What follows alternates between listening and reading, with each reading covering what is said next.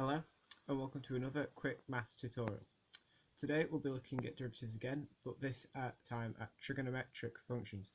So you've probably seen sine, cosine and tangent before, and they also have their respective inverse functions, such as cotangent, secant and cosecant, which are the reciprocals of the functions just mentioned.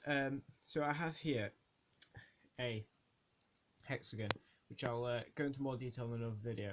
But essentially, it shows us each of the 6 trigonometric functions and how they're related to each other. You can derive equations off here. For example, a function in the middle of 2 other vertices is the product of them two. So sine here is equal to cosine times tangent of the same input of x. So and this works across as well. So tangent times cotangent is equal to 1. The 1 is the product of them two. So this is a helpful triangle as well. And one last thing I might mention with the triangles, what it can tell us, is that if we were to ever see a shape such as this, sort of like a like we're making an upside down triangle and we've got 2 of the sides. If the function here and here and here, if we specifically in that direction, I might have arrows, then this function squared plus this function squared is equal to this function squared.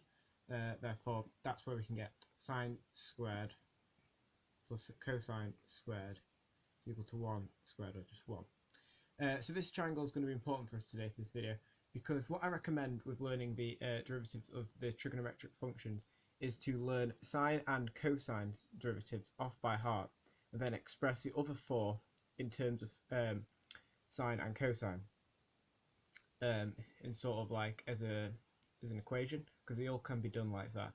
And therefore we'll use the quotient rule, which I explained in the last video, to solve them, because we know what sine and cosine derivatives are. So here I've got this square, and I'm just going to show you, if we were to start off with the sine function and take its derivative, which this arrow represents, we'll be left with the cosine function. And the derivative of the cosine function is equal to the negative sine function. And the derivative of that is equal to the negative cosine function. And the reason I did it as this square is the derivative of the negative cosine function is equal to the sine function, and you get the cyclical pattern.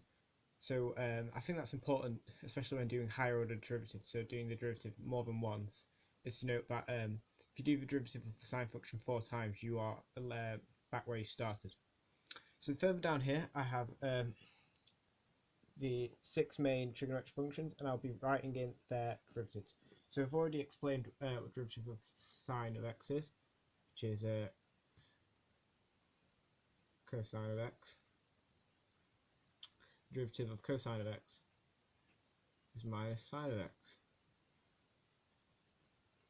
So derivative of tan of x would be the derivative of sine over cosine of x, because that's what the tangent function is, really. And if we were to do the quotient rule, our numerator would be, on the top, it would be the derivative of the top function, which is the sine function, which is cosine, multiplied by the bottom function, which is cosine, and we get cosine squared. And then we'd take away, and then it would be the derivative of the bottom function, which is cosine, which is minus sine, times the top function, which is sine, and we get minus sine squared. And we're taking that away to actually end up with plus sine squared. All of the same input. I'm not bothering to write that at the minute. And on the bottom we just have the bottom function squared, which is cosine, so we end up with cosine squared. This, well, cosine squared plus sine squared is equal to 1 squared, as we mentioned earlier. So that the numerator is just 1, and 1 over cosine is in fact the reciprocal, if we look here, of cosine, which would be 1 divided by cosine, and that is secant. So it would be secant of x squared is the derivative of tan of x. The derivative of cotangent, which is the reciprocal of tangent, again, it'd be a fraction. But it'd be the other way around. Cotangent is equal to cosine over sine. The derivative of cosine is minus sine times sine. That's minus sine of x squared.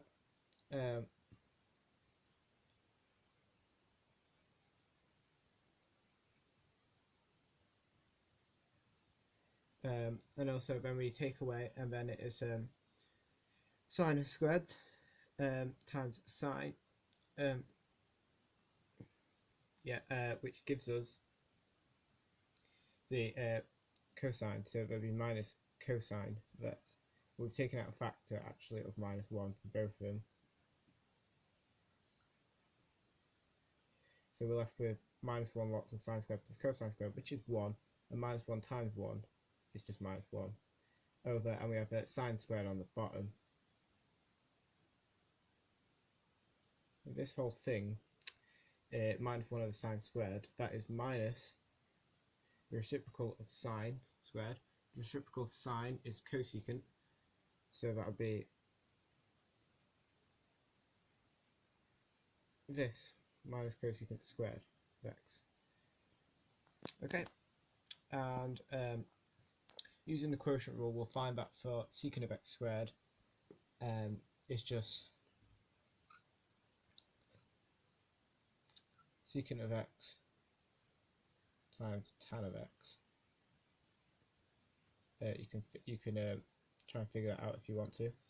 And the derivative of cosecant of x is minus cosecant of x times cotangent of x.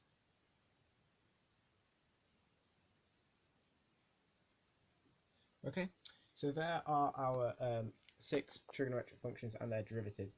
I hope you enjoyed that video. If you have any queries, please mention that in the comments. And in the next video, I'll be showing you how to take the derivatives of the arc trigonometric function, so the inverse one, sine to the minus 1 and such. Thanks for watching.